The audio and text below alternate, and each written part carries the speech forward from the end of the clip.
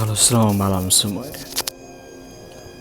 Malam ini saya akan menceritakan sebuah kisah seram yang pernah terjadi pada diri saya sendiri.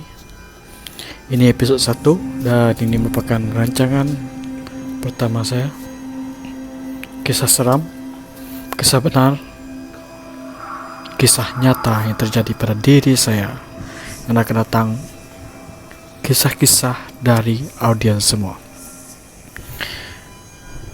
Di sini saya akan menceritakan sebuah kisah rumah sewa yang pernah kami duduki pada tahun 2017 ketika kami masih lagi praktikal di salah sebuah daerah di Sarawak.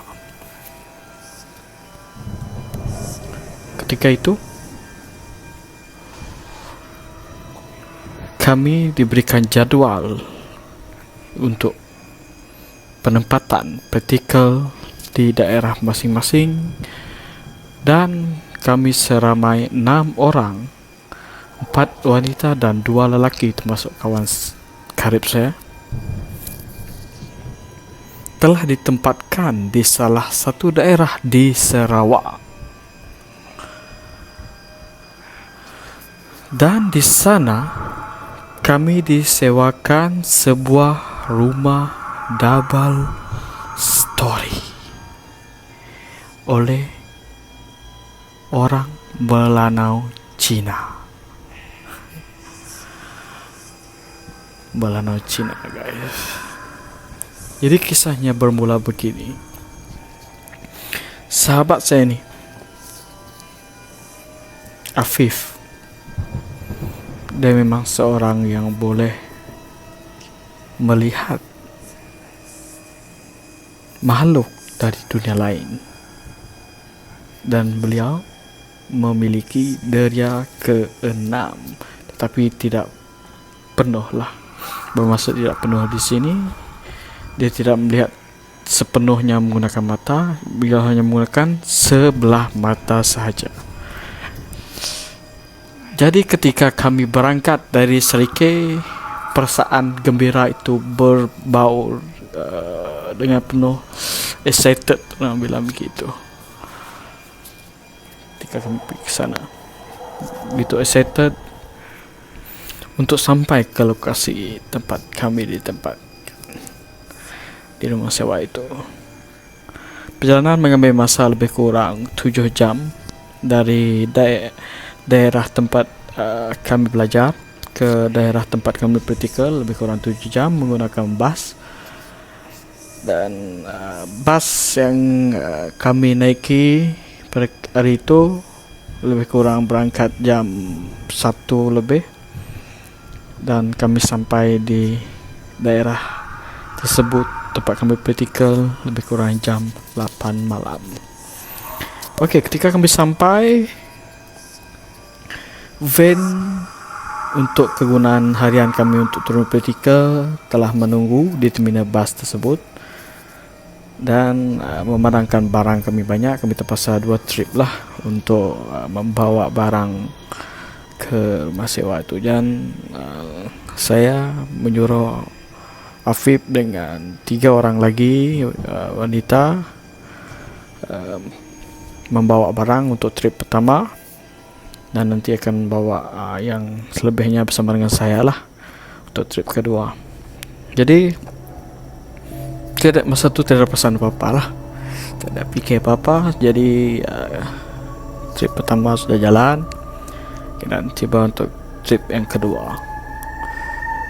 Perasaan saya sangat excited gitu, sangat excited nak sampai ke rumah tersebut lah, excited. Jadi sampai saya di rumah tersebut, saya melihat di sana ada 4 bilik. Jadi dalam 4 bilik tu, saya beritahu Pip lah, sahabat saya ni, Pip, kita dua ambil bilik bawah lah.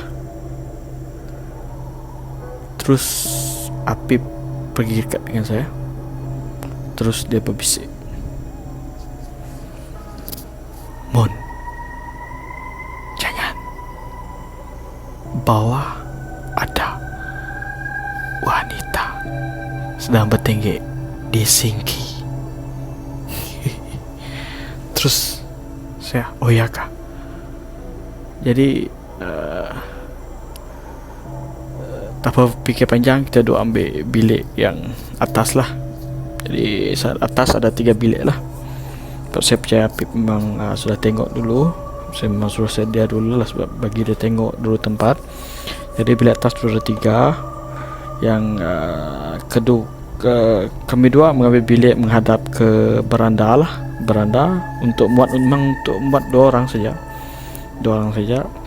Lepas tu bilik sebelah 3 wanita ke sana, 3 gadis yang bersih sebelah sana, 3 gadis Malay. Lepas tu 2 tu campur lah, yang si Sylvia dengan Ellie, Sylvia dengan Ellie sebelah, Kak Yong, Sisma dengan Sawandi lah sebelah.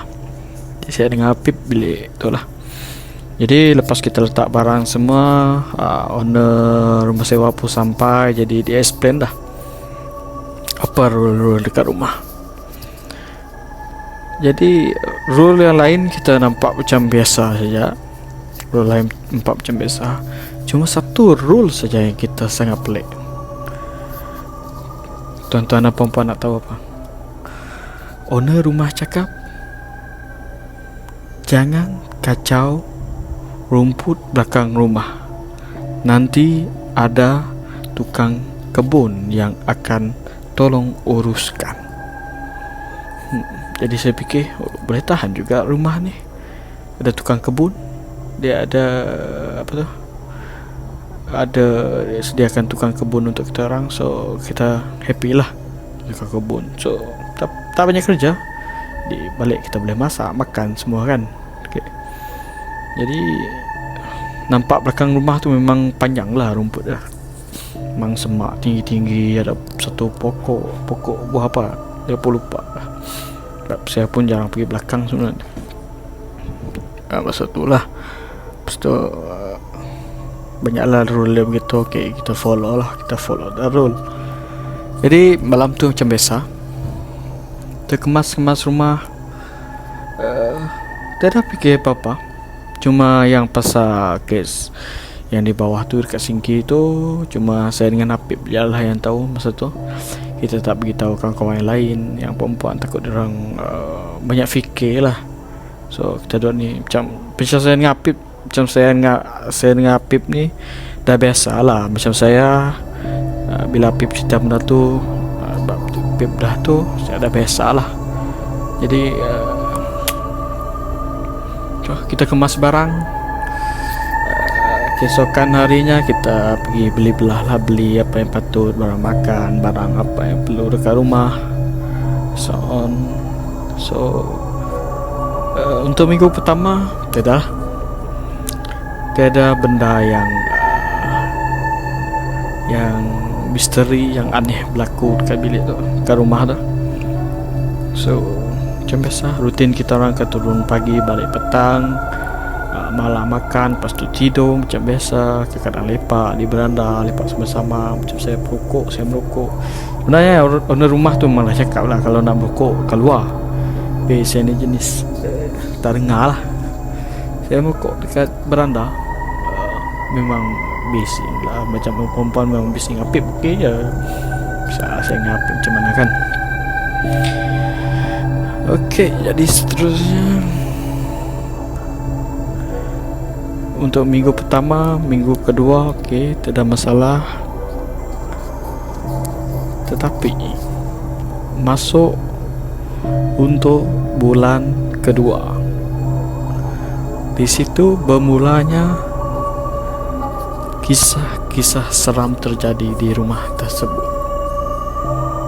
Yang kita rasakan rumah itu macam, saya tak tahulah, macam adakah kita rasa seperti rumah The Conjuring, ataupun lebih daripada itu, ataupun dia mungkin rumah The Conjuring tu lebih seram, kita tak tahulah. Tapi bagi kami, perasaan ketika itu memang sangat-sangat seram.